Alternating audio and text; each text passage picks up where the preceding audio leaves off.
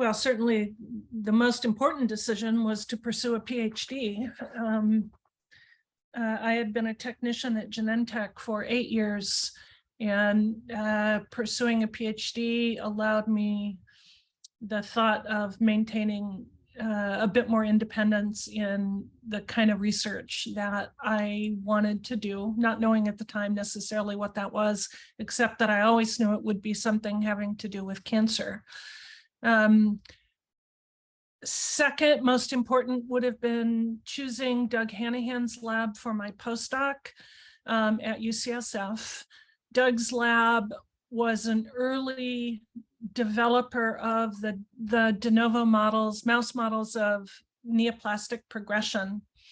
And they provided, it seemed to me at the time, and seems like that was a good choice, that his de novo models of tissue-specific neoplastic progression presented the best biology to study. And out of that, I think, came perhaps the most important decision of my career, and that was to focus on the infiltrates of diverse immune cells that accompany early neoplastic progression. And as a very naive postdoc, realizing that those early infiltrates were dominated by myeloid cell biology, certainly laid the foundation for all of the research that's come out of my lab ever since in investigating pathways that activate myeloid cell infiltration, communication between lymphocytes and myeloid cells that program the myeloid microenvironment to be pro-tumorigenic and T-cell suppressive.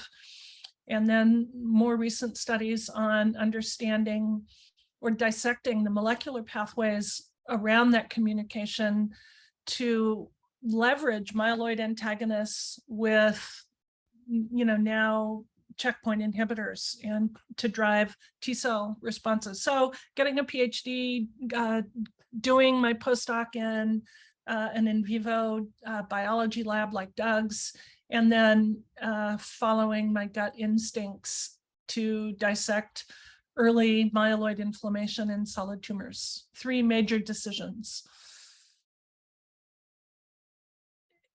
When I was in training and through the early years of my independent career, solo science was how we were evaluated for promotions. And if you were a junior scientist and you had a collaborative grant, it didn't necessarily score well because reviewers wanted to know that you could do it on your own, blah, blah, blah.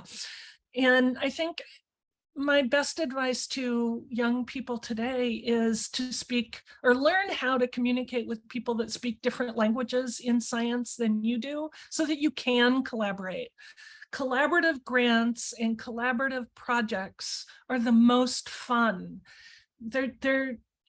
Science is too expensive to even think that you can do it all on your own.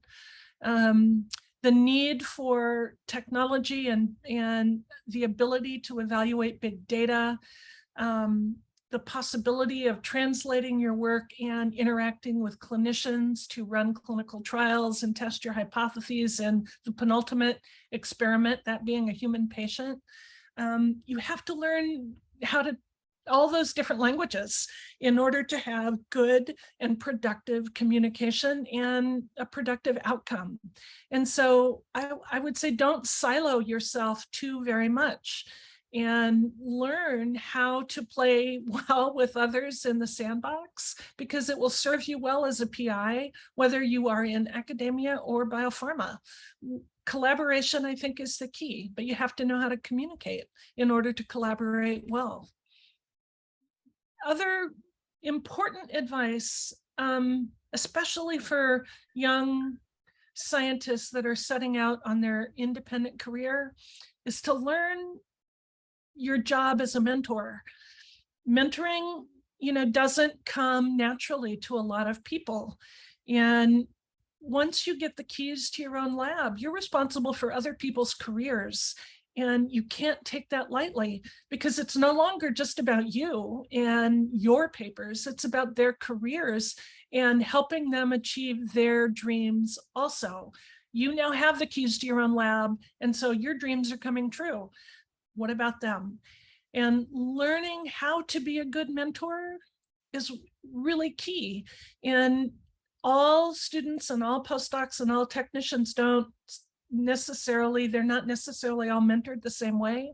And your job now is to figure out the best way to mentor all those different types and individuals so that they are successful. And if they're successful, odds are you're going to be more successful.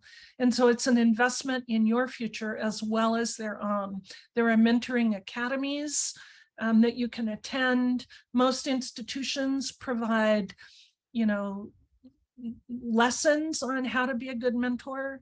But I would encourage everyone to take it seriously, because it is critical for success in all regards. Well, first of all, it's a tremendous honor, truly a tremendous honor for me, but also for the lab and all of the trainees that have come out of my lab. I think when I was notified that I had been invited to become a fellow of SITC, I put on Twitter that I guess I have to now claim to be an immunologist. And anyone that knows me knows that I've never had a formal immunology course. I'm not trained as an immunologist. I have followed the data and followed my instincts and let the data guide the research in my lab.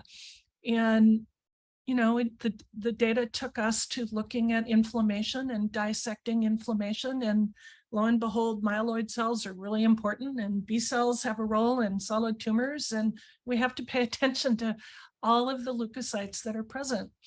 And so for many years, I think as a cancer biologist, I felt like I was doing fringe science, because I grew up in an area of molecular biology looking at receptor tyrosine kinases and signaling programs, and certainly what my lab was doing wasn't that. But when I would go to tumor immunology meetings, hey, we're all studying T cells, and we certainly weren't doing that. And so I guess it's validation that following the data is the right approach scientifically, but also following and going with your instincts. And my instincts told me that the myeloid microenvironment mattered, and that B cells in solid tumors had to be paid attention to. And so, well done us. Maybe I am a tumor immunologist after all. And so that gets to go, on who am I? Well, I guess I'm a tumor immunologist after all, even though I didn't feel like it for many, many years. And I am greatly appreciative to the community for acknowledging our research and our contribution to thinking about tumor biology and recognizing that all cells in a tumor matter.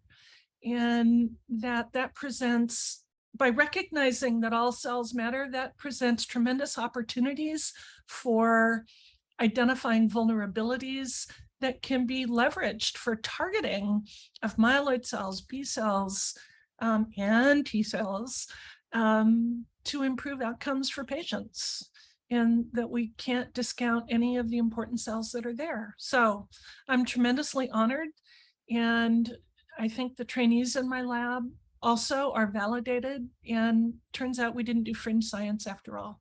So we're very proud of this. Thank you so much.